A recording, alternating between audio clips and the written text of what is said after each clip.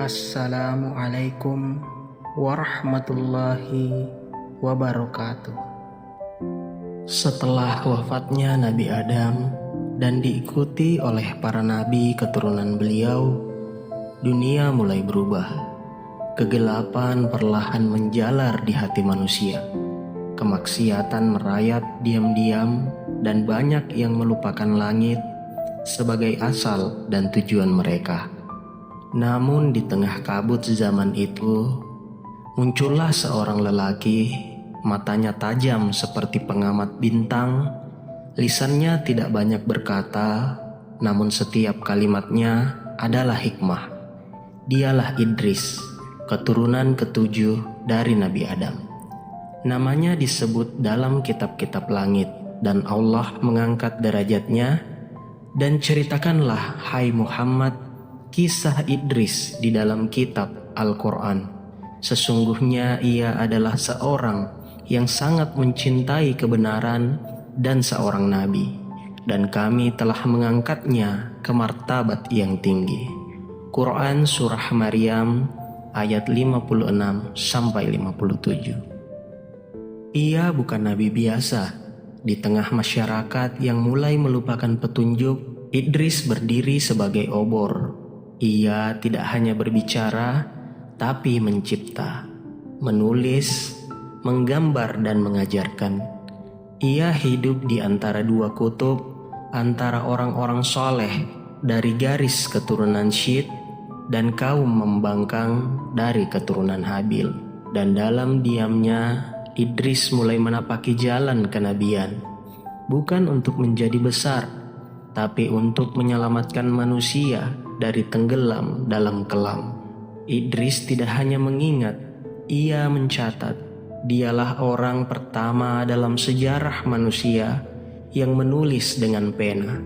Dengan tangannya, huruf-huruf disusun, simbol menjadi makna, makna menjadi ilmu, dan ilmu menjadi warisan yang menembus zaman. Manusia sebelumnya hanya berbicara dan menghafal, tapi Idris membuka jalan bagi peradaban. Ia menggambar bintang dan jalur langit, mengajarkan matematika dasar, dan menyusun sistem pertanian. Ia mengatur waktu, mengenal hitungan hari, dan gerak bulan dari langit. Allah berikan padanya pengetahuan yang tidak diberikan pada yang lain. Kaumnya terdiam, tak semua mengerti maksudnya. Tapi waktu akan membuktikan bahwa tulisan Idris adalah mercusuar bagi masa depan umat manusia. Ia bukan sekedar nabi, ia adalah arsitek peradaban awal. Dan yang paling mulia darinya, ia menulis bukan untuk dirinya sendiri, tapi untuk generasi setelahnya. Malam-malam panjang dihabiskan Idris dengan memandang langit. Ia memperhatikan gugusan-gugusan bintang seperti membaca ayat-ayat yang tidak tertulis di dalam kitab. Namun terukir di langit, ia tahu langit menyimpan pesan. Setiap lintasan cahaya adalah jejak hikmah. Setiap rotasi adalah tanda keteraturan. Allah mengilhamkan padanya pengetahuan tentang pergerakan benda langit. Ia mencatat fase-fase bulan, menghitung perjalanan matahari, dan mengenali musim melalui rasi bintang. Dari sana lahirlah penanggalan dan waktu bercocok tanam.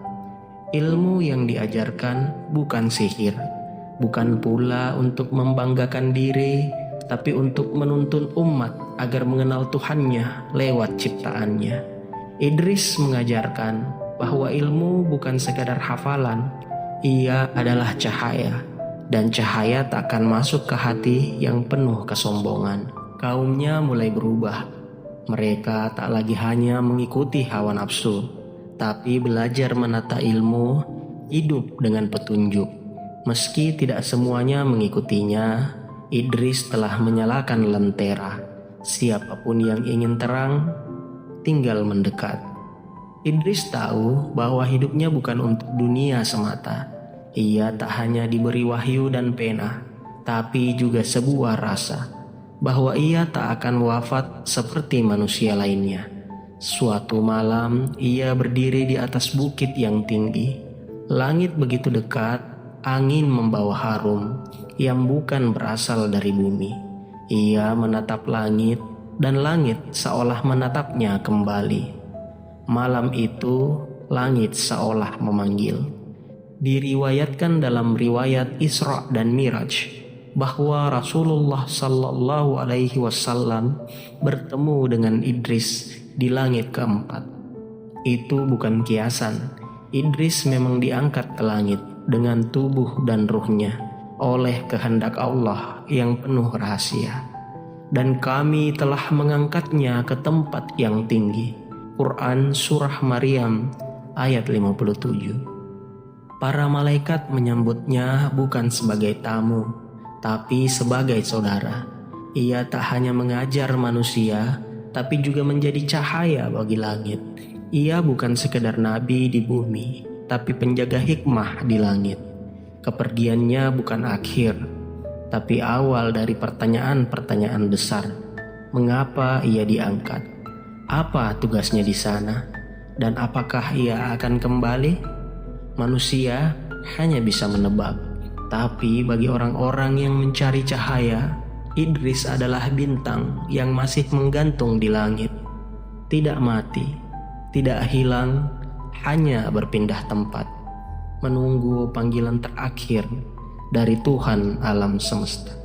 Nabi Idris tidak dimakamkan di bumi, tidak pula dikenal kuburannya di antara para nabi lain. Tapi bukan berarti ia hilang dari sejarah. Justru jejaknya lebih kuat dari batu nisan. Ia tertulis dalam hati orang-orang berilmu. Namanya disebut dalam Al-Quran, disanjung oleh Rasulullah, dan dikenang dalam barisan langit. Ia mengajarkan kita bahwa seorang nabi tak selalu harus berperang atau membangun kerajaan. Terkadang peradaban dibentuk oleh tinta, dan revolusi dimulai dari pelajaran tentang waktu, langit, dan akhlak. Nabi Idris adalah simbol dari manusia yang hidup tinggi. Tinggi ilmunya, tinggi akhlaknya, tinggi pula tempatnya. Secara harafiah dan rohani, ia diangkat ke langit bukan karena ia ingin terbang, tapi karena ia telah terlalu ringan untuk ditahan oleh dunia. Hari ini banyak yang menulis, tapi sedikit yang menulis dengan niat seperti Nabi Idris. Banyak yang mengajar, tapi jarang yang mendidik dengan cahaya langit. Dan siapapun hari ini yang belajar, menulis, mengajar, dan berjalan dalam cahaya, maka ia sedang menapaki jejak lelaki yang tak pernah mati di bumi. Ia hidup dalam lentera ilmu. Demikianlah kisah Nabi kedua, yaitu Nabi Idris. Mari mengambil hikmah dari kisah perjalanan hidupnya untuk menjadi lentera dalam kehidupan ini. Terima kasih. Wassalamualaikum warahmatullahi wabarakatuh.